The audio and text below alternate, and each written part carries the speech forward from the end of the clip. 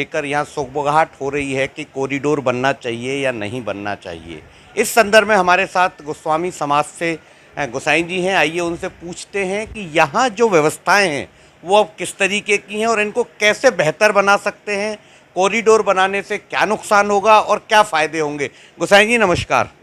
आप बताएं जरा, यहाँ जो सुगबुगाहट चल रही है सरकार की तरफ से, अभी विगत दिनों जो दुर्घटना हुई थी उसके बाद में, तो आप क्या कहना चाहेंगे। देखिए, दुर्घटना तो एकदम दुखदपूर्ण वो था, परंतु इस समय जो व्यवस्थाएं जो चल रही हैं वो सब मतलब भक्तों को जो है बड़ा परेशानी की स्थिति में से निकल रहे हैं भक्त लोग जी। और कॉरिडोर जो बनेगा, कॉरिडोर का मतलब समझ लो कि जो पुराना स्वरूप है वो सब समाप्त हो जाएगा। कुंज गलियों का, ठाकुर जी के यहाँ पे जो पुराना जो वो है वो पुराना सब समाप्त हो जाएगा। मैं लंदन भी गया था, वहाँ पे देखा था कि 1000 वर्ष पुराना जो किला है उसको भी अभी सहेज के रख रखा है उन्होंने। उसके अंदर में मतलब कोई भी चीज़ टूट फूट ना हो जाए। यहाँ सब चीज़ को तोड़ने का, फोड़ने का मेरे समस्या पर है। चल रही है क्या, अखबार वगैरह बताते हैं कि ये यहाँ से इतना टूटेगा, वहाँ से उतना टूटेगा, तो पुरानी सब प्राचीनता सब समाप्त हो जाएगी, फिर वो आनंद नहीं रहेगा। आपके हिसाब से अगर सरकार ये करना चाह रही है तो वो गलत है, ये नहीं होना चाहिए, बल्कि उसकी जगह पे यहाँ की व्यवस्थाओं को सुदृढ़ करने के लिए क्या प्रोग्राम होना चाहिए, वो थोड़ा सा आप प्रकाश डालें। देखिए, भक्तों को बाहर से ही थोड़ा थोड़ा करके छोड़ा जाए और ठाकुर जी के दर्शन के लिए, परंतु जिस प्रकार से भक्तों को पूरे में घुमा दिया जा रहा है, बुजुर्ग है तो उसकी कोई सुनवाई नहीं, कोई बीमार है उसकी कोई सुनवाई नहीं, सबको लिया एक ही लकड़ी से हाँकने में लगे हुए हैं कि आप यहाँ आ गए तो अब यहाँ से जाइए, आपको कहीं दूसरी जगह से निकलना नहीं है। बड़ा मतलब भक्तों का दर्द देख के हमको तो बड़ा मतलब वो होता है कि कष्ट सा कि ये भक्त जो है यहाँ आए हैं पर इस समय जो व्यवस्था है उससे वो बड़े दुखी होके जा रहे हैं। मतलब आस्था का उत्पीड़न किया जा रहा है आपके शब्दों में कहा जाए तो। भैया आप बताएं जरा, हमारे साथ एक और भैया जुड़ गए, बताएं जरा, ये युवा भी हैं और इनकी सोच भी मुझे लगता है, और वकील भी हैं लगता है, हाँ ये वकील भी है और इनकी सोच क्या है ये हम जानने की कोशिश करते हैं। आप बताएं भैया। भैया, जिस तरह से ठाकुर जी के भक्तों को परेशान इस समय किया जा रहा है कि यहाँ से चक्कर लगा के जाए, इस गेट से घुसें, इस गेट से निकलें, इस तरह से तो भक्तों का उत्पीड़न हो रहा है। नहीं तो कैसे ये व्यवस्था सुव्यवस्थित होनी चाहिए, क्योंकि प्रशासन का भी उद्देश्य वही है और आपका हमारा भी उद्देश्य वही है, तो क्या कारण होना चाहिए, और अगर यहाँ कॉरिडोर बनाया जाता है तो उसके क्या दुष्परिणाम होंगे और क्या उसके सुखद परिणाम होंगे। पहले तो मैं आपको भक्तों के लिए बताता हूँ। प्रशासन ने एसएसपी आपको यहाँ भेजा था, हमसे उनकी बात हुई, हमने उन्होंने को बताया कि जो आपकी 2 नंबर गली है और 3 नंबर गली है, जिसमें आप इस समय व्यवस्था जो है बेसिकली ठाकुर जी के भक्तों को व्यवस्थित करके हमें मंदिर में दर्शन कराने हैं। यही प्रशासन का उद्देश्य है, यही हम गोस्वामी समाज का उद्देश्य है, यही व्यापारी चाहता है जी। पहले तो कप्तान साहब का कहना था कि बीच में बैरिकेडिंग लगा दी जाए। मैंने कहा सर, बैरिकेडिंग लगाने से कोई फायदा नहीं है। हस्बैंड वाइफ अगर साथ साथ आएंगे, उन्होंने कहा जेंट्स अलग जाएंगे, लेडीज़ अलग जाएंगे। मैंने सर, अगर कोई हस्बैंड वाइफ अगर साथ जाना चाहे तो आप कैसे रोक सकते हैं उसको मंदिर जाने से, ये अपराध होगा ठाकुर जी के भक्तों को गलत तरीके से रोकने का। तो उनकी बात समझ में आई, उन्होंने प्लास्टिक की बैरिकेडिंग जो होती है, आपने देखी होंगी गलियों में भी, वो दुकान से 2 फुट इधर छोड़ के एक साइड से, दूसरी साइड से 2 फुट इधर छोड़ के बीच में व्यवस्थित लाइन बनाई।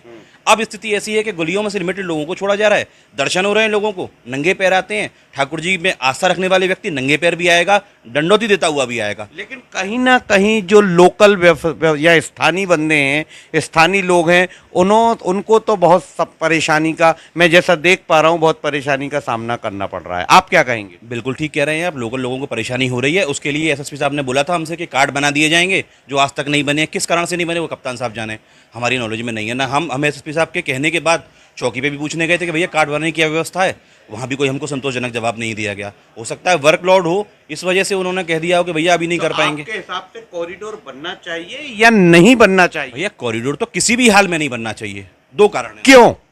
पहला कारण कि ब्रज का जो स्वरूप है वो कुंजों से और निकुंजों से है, कोई हाईवे नहीं है, कोई मेट्रो सिटी नहीं है।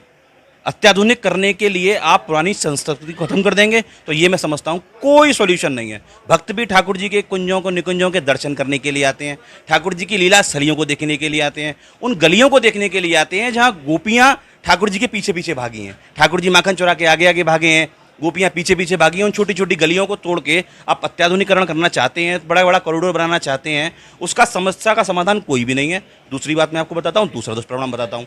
मैं दर्शन करने गया था अभी काशी विश्वनाथ, वहाँ पे बहुत भव्य कॉरिडोर बना दिया और बहुत बड़ा कॉरिडोर बना दिया। दर्शन करने का 6-6 घंटे में नंबर आ रहा है लोगों का।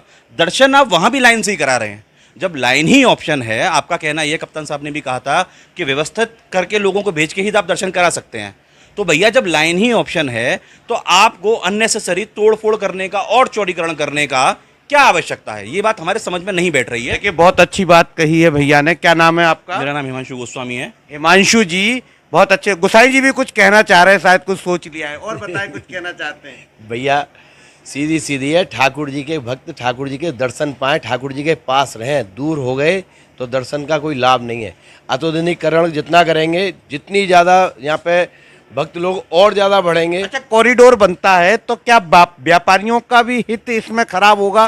क्या उनके हित पे भी कुठाराघात होगा? देखिए भाई साहब, सबके ऊपर ही घात होगा, घात की तो उसमें कोई बात ही नहीं है, क्योंकि सबका नुकसान होना है, सब चीज़ टूटेगी।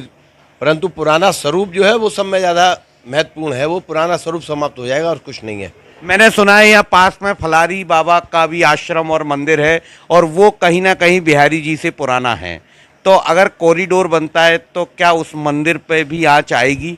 नहीं, बिहार जी से पुराना तो फलारी बाबा का आश्रम नहीं है, परंतु पुराना तो है, पुराना अखाड़ा है। हाँ। पर फलारी बाबा तो अभी हमारे देखते देखते हमारे सामने ही बाबा आए हुए हैं यहाँ। नहीं, ऐसी लोगों में चर्चा है कि फलारी बाबा का आश्रम पास में, और भी कुछ आश्रम हैं, मंदिर हैं जो बहुत पुराने हैं।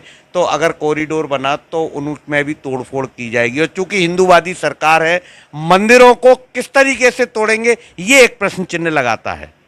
देखिए, मुझे तो लगता है कि केवल तोड़ फोड़ करके और भीड़ को यहाँ आमंत्रित करके कि गाड़ियों को यहाँ पे खड़ा करना है, कि यहाँ पे और किसी को विशेष दर्शन कराने की कोई व्यवस्था हो रही हो, तो वो मेरे समझ में नहीं है। परंतु जितनी आप यहाँ पे अगर और चौड़ी रोड करेंगे तो और ज़्यादा भीड़ को आप आमंत्रित करेंगे। अभी ठाकुर जी के यहाँ पे 2 जनों का आहत हुआ, मालूम नहीं कि और भीड़ बढ़ने से कितने लोगों का आहत हो। मैं तो चाहूँगा कि ठाकुर जी का जितनी स्वरूप है वो पुराने स्वरूप में ही रहे, वो बेटर है। ये हमारे साथ थे बिहारी जी के सेवायत गोसाई। और आइए और लोगों से भी मिलते हैं जो यहाँ व्यापारी हैं, और उनसे जानने की कोशिश करेंगे कि कॉरिडोर बनने से क्या लाभ है और क्या नुकसान है। बिहारी जी, मंदिर को लेकर जो सुगबुगाहट हो रही है कॉरिडोर बनाने को लेकर, और यहाँ की व्यवस्थाओं को लेकर पेपर और मीडिया नित्य नई चीज़ें दिखा रहा है, क्या है यहाँ के गोसाई वर्ग का सुझाव इस दिशा में? हमारे साथ हैं दिनेश गोसाई जी, और ये बड़े पुराने हैं, बुजुर्ग हैं और बहुत अनुभव भी है। हम जाइए जानते हैं इनसे कि कॉरिडोर यहाँ बनना चाहिए या नहीं, और यहाँ की व्यवस्थाएं किस प्रकार चल रही हैं। बताएं गोसाई जी जरा। कोई बात नहीं, बताएं। ऐसा है, ब्रज की महिमा काय से है? ब्रज की महिमा है कुंज गलियों से, ब्रज की महिमा है यमुना से, और ब्रज की महिमा है बांके बिहारी से। ठीक बात। 3 महत्वपूर्ण चीज़ें हैं। हमें जो सोचना चाहिए, करना चाहिए, वो इन 3 चीज़ों पर विचार करना चाहिए। यात्रियों को सुविधा मिले। सुविधा कॉरिडोर में बनाने से नहीं होगी, सुविधा होगी व्यवस्था से। अब आप देख रहे हैं यहाँ अब जो थोड़ी बहुत व्यवस्था हुई है उससे काफ़ी फर्क पड़ा है। कोई हादसा नहीं हो रहा है, लोग आराम से दर्शन कर रहे हैं, इतनी मारामारी नहीं हो रही है, घुटन नहीं हो रही है। प्राचीन चीज़ों को तोड़ा नहीं जा सकता है। सरकार का क्या काम है? रोटी, कपड़ा और मकान। कॉरिडोर बनने से इन तीनों की क्षति होती है। लोगों की रोटी रोजगार जाएगा, मकान जाएंगे। जो आदमी आज 50-50, 60 साल से रह रहा है, कितना प्रेम होता है अपनी झोंपड़ी से ही। एक एक ईंट से मकान बनता है, और बनता सालों साल में है, और 1 मिनट में ध्वस्त कर दिया जाएगा। उसको व्यवस्थित किया जाए, मंदिर की प्राचीनता को बर्बाद ना किया जाए। मंदिर की जो वास्तुकला है वो खत्म ना हो। वास्तुकला का है, आज सरकार बड़े बड़े भवन बना रही है, नए बना रही है, उसमें वास्तुकला का ध्यान दे रही है। आप उस वास्तुकला को ही खत्म कर देंगे। जब प्राचीनता नहीं रहेगी तो भाव क्या रहेगा? हम कॉरिडोर के खिलाफ नहीं हैं, हम इस विध्वंस के खिलाफ हैं जो यहाँ की जनता को होने वाला है। बाहर के लोगों के, दर्शनार्थियों के लोगों के, जो उनकी सुविधा के लिए यहाँ मकान तोड़े जाएंगे, यहाँ रोजी रोजगार छीना जाएगा, उसके खिलाफ है। सरकार को इस पर विचार करना चाहिए, उसे रोड कपड़ा और मकान देना चाहिए, छीनना नहीं। छीनना चाहिए। चलिए, ये गोसाई जी ने जो कहा वो अपनी जगह बिल्कुल सही है कि यहाँ का पौराणिक जो महत्व है, जो स्वरूप है, जो जिस कुंज गलियों के लिए वृंदावन और व्रज जाना जाता है, जब वही नहीं रहेंगे तो यहाँ लोग क्या भाव लेके आएंगे। ये पिकनिक स्पॉट बन जाएगा, टूरिस्ट प्लेस बन जाएगा।